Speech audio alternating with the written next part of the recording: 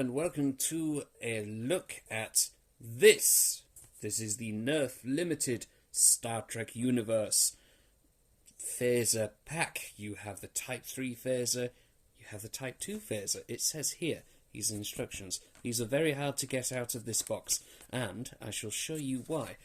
But first, we need to take a look at this thing, because this is a beautiful box, however, very, very long. And it has a bit of wear and tear, mainly because I got this from the game in my local city of Bradford. The last day it was open, it had to close down recently, unfortunately, which is a big shame because it was a long-standing company in the city, but unfortunately gone now. Anyway, best of luck to all the staff there. So, that's the sleeve. Covers that. Take the sleeve off. Similar to the Aliens limited edition Nerf rifle that came out a couple of years ago. I did that review 2 years ago. That was wild. So, as you can see from the beautiful rendition of the product, we have apparent Borg-like stuff going on. I wonder why. Maybe because this in particular has something to do with first contact. Haha! See, there we go, that's the back of the box. And there's the Borg cube and lovely stylized renders of the Borg there. And then we have the other end, which is a very nice rendition, very nice, what's the word? A very nice image of the crew of the Enterprise D, which you see in the background here, and the imagery suggests that they've all just beamed down to deal with them lots over there, and cheat out on likeness rights, which, obviously understandable, you want to keep costs down, but you can still tell who everyone is, which is quite remarkable. I quite like that. So, obviously, Geordi LaForge, Deanna Troi, Jean-Luc Picard, Commander Worf, William Riker, don't know why I couldn't remember his name, Beverly Crusher, and Data. We know who everyone is, especially when you consider the amazing trench coat that Beverly Crusher has. Always love the coat. And then the bandolier for Worf, and then the visor for Geordi, and then Picard himself is brandishing the Type 3 phaser, which we can take a look at. The box has a bit of wear and tear. Game did have this for a while, and I had my eyes on it for a while. And when I knew that the store was closing, I thought, well, this is going to be one of the things that if they still have it by the last day, then I might just have to grab it. And lo, they did, and I did. But yes, once you take that sleeve off, by the way, you lift this off, right here. And there we have... See, this is on the floor, and it's in the way. The rifle within, which is more or less the entire length of the box. It's very difficult to fit in shot. It's a lot longer than the Aliens rifle, or the Aliens Pulse Blaster, however you want to call it. Officially, the Aliens Pulse Blaster. It's a lot longer than that, maybe by a quarter. I would get the Aliens Pulse Blaster out again to do size comparison and all that stuff, so you can see them next to each other, which will look cool. But it's a relatively small space here. That would be a lot of faff, especially considering how long this thing is. So, have a look at the back of this inner box, this inner tray, shall we say. We've got more Borg, and then we have I believe that's the converted warp drive of the Enterprise E, because again, this is based around First Contact. So yeah, very beautiful stylized renditions of characters and environments and ships there. And it continues to the front. So you've got a bit of an LCARS thing here with system layouts for the Type 3 phaser. and then a bit more gubbly doodads here, and then something else here. But yes, when you open this, this is held to the back by like nice thick paper ties. I cut those out so I could lift this straight out of the box. Oh, and without the batteries are not included, and without the batteries, this is actually looks a lot lighter than it is. But with the batteries in, it gives it some heft, it gives some weight. Makes you feel like you need to be a Borg to lift these things. Now, design-wise, again, as per the Aliens Pulse Blaster, Hasbro has this kind of remit to make sure any weapons, firearms, do not look like real, actual firearms, which is fine. The Star Trek phasers don't really look like real firearms anyway, but I can understand the thought process going behind this. And visually, it's consistent with the Aliens Pulse Blaster as well, so it's fine. It's fine. Don't worry about it. So, nice brandishing of Star Trek here. Like the Aliens Pulse Blaster, this is raised lettering, which is very nice. Gives it some interest, gives it some texture, which I very much appreciate. But as you go to the back, you can barely see it against the backdrop here. As you go to the back, you can see that it has been assimilated by the Borg. The back end of it's been Borgified, which is a cool idea. However, I would have preferred... This is like the big thing for me. I would have preferred to have this as just a full-on phaser. None of the Borg assimilation thing. Because you want to roleplay a normal Type 3 phaser. If you want to do that, you just like the Borg in back here. However, since blasting through the Next Generation, Deep Space Nine, Voyager, especially Voyager, I'm more okay with the Borg assimilated parts. It's not too off-putting anymore, and also, because of the whole game thing, I could stomach it for that. But yeah, if you take it out, you can see, get a better look of it there. The only thing about this is that when you turn it around, those are the batteries. I've already put the batteries in. Yeah, the translucent green plastic panel means that you can see the batteries. I don't know how I feel about that, because in one way it kind of looks like they made a bit of an error, and it's like, why would you want to see the batteries, But in another way, it kind of gives it more visual interest. It makes it seem like, there's a battery power pack for the, that's where the energy for the phaser is stored, whatever. Otherwise, yeah, nice. Put this down. So lay that down there, because there's a little thing here, nice little box here. You pull that out, and you see the image of the Type 2 phaser there.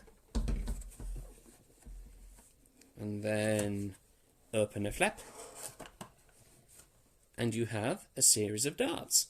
Series of Nerf darts. Take them out. Nice simple Starfleet logo. Take this cover out.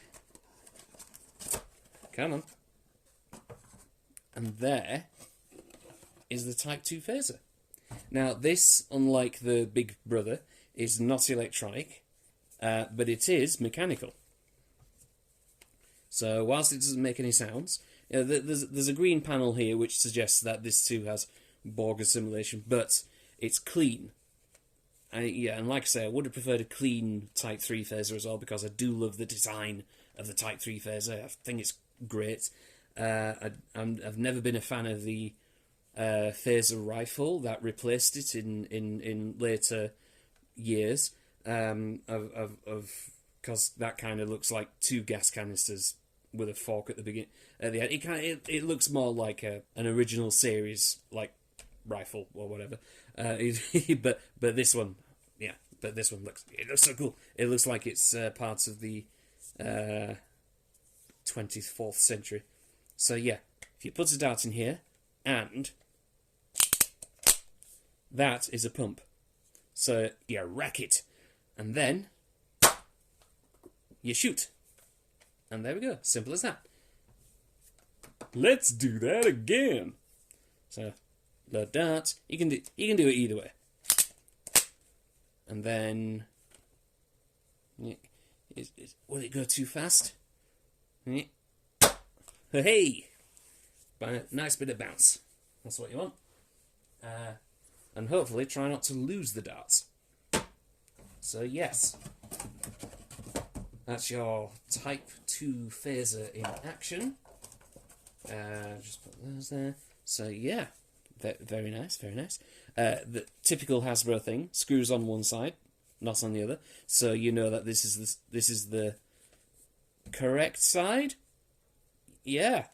And also, when I first cracked this open to sort of play around with it earlier, just to see what it was about, extending this is very confusing. And especially when you got this loose panel that may or may not be a button. It's like, well, what's happening? So, and it just kept extending. Nothing was happening, and I thought I'd broken it. Yeah, don't worry about it. That's all you do. And you might be watching this because you're a Nerf guy. You know how to Nerf. I don't need to tell you how to Nerf. And if I go too far with the Nerf herder, that's a different Star franchise altogether. All right. Now let's have a look at this boy. So, there's 2 switches. This one has 3 positions, that one has 2. This is the main power-based one. So switch that to the middle. Get some lights, get a bit of sound. Get some pulsating with the green Borgified sections of the rifle. Look at that. Oh yeah, looks nice. Now you can't really do anything whilst it's like this, because this is just basically saying, you know, this is bogged. But you do have this counter here. That's the actual Type 3 phaser functionality there. But yeah, and you can't really do anything. Trigger's nice and solid, but no, this is just basically for a light show and safety, I suppose. But then you switch it to this. There we go.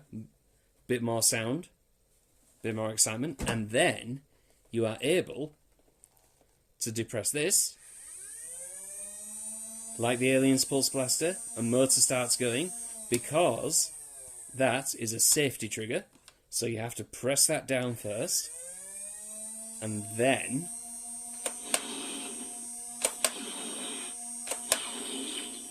now you can fire. And that, oh, you can't really see it too well, can you? Yeah, so you can sort of see the end of it illuminating when it fires. Can't really show too well from the other side. We'll give it a go. There we go.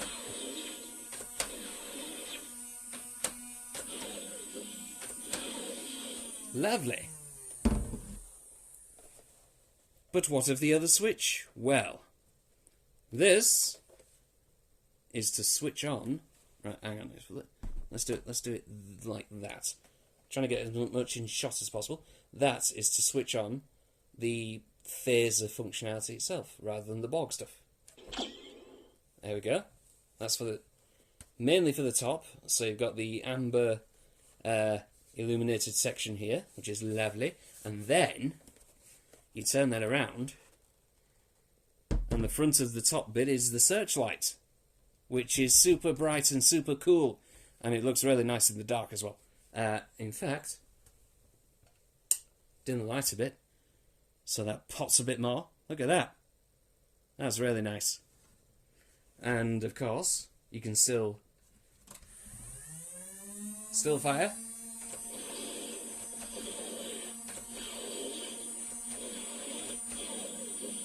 so cool. It's a veritable light show. And that's a cool thing as well. The sound effects that go with that, you can hear it power up and power down. It's so nice. I like it. And then let's just... There we go. So that's a demonstration of the electronics. And then if you turn it upside down, get this flap open, and that's... Wait, how else if I turn it the other way around? and this is where you load the darts in. Now, I haven't tried this yet, so this could go wrong. But apparently you can load 5 darts in at once. I'm just going to try 3 for the... Oh dear. I'm just going to try 3 for the time being. Okay.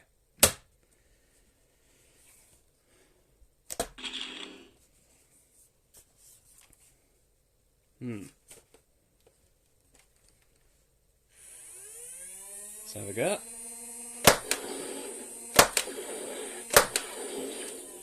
Nice. Now, what's a shame that Playmates didn't do more figures to commit with, and didn't do Borg things so you could have a like Borg set up and go pichu pichu. You know, that would have been nice. Bit of target practice. Let's do that again. So, I'll be picking darts up for the next 3 days, don't you worry. Oh. I didn't realise that was a thing. Haha! Cool. We've got ammunition loading sounds as well. Even though that wouldn't necessarily be a sound you'd hear. So let's do that again, but lights off again, and let's turn on the searchlight. Yeah. And then it's like, yeah, scan, scan, scan, scan. It's all green, everything's going Borgified. Oh my god, it's the Borg! Shoot, shoot! Oscillating frequencies. They're resisting, Captain. Run! Anyway.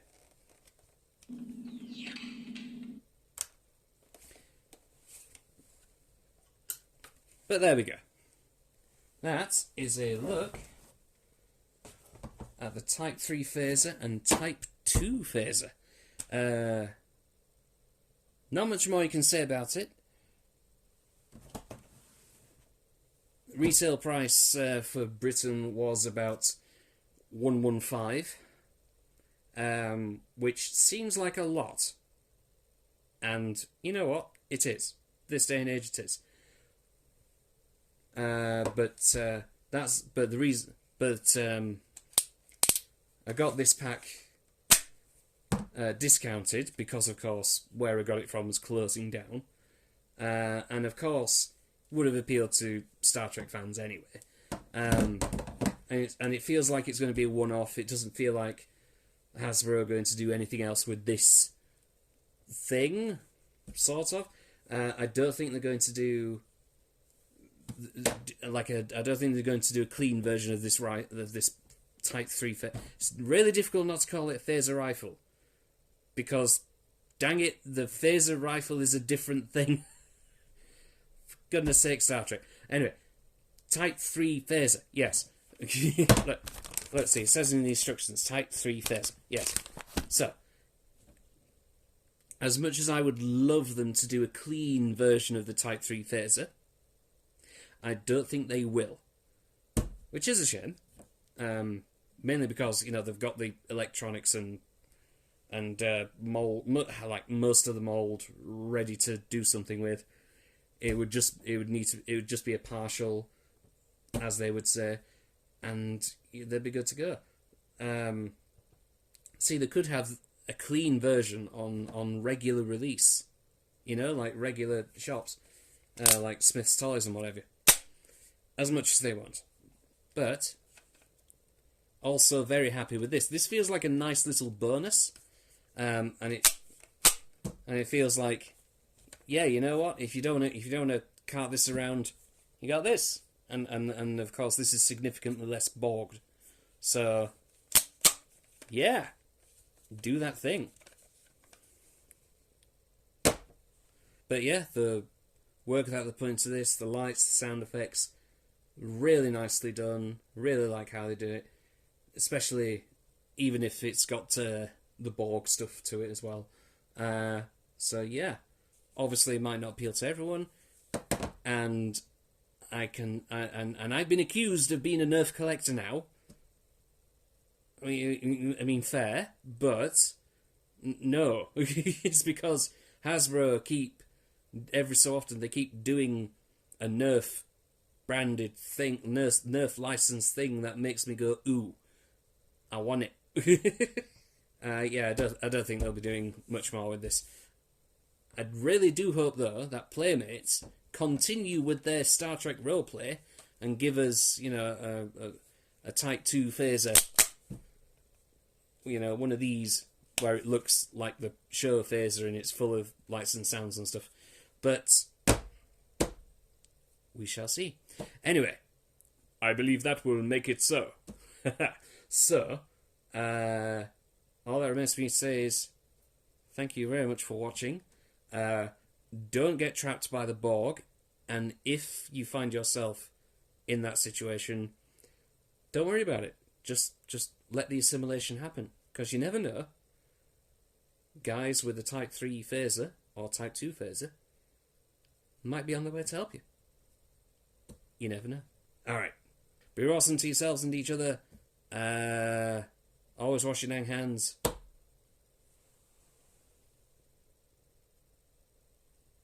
Live long and prosper. Bye.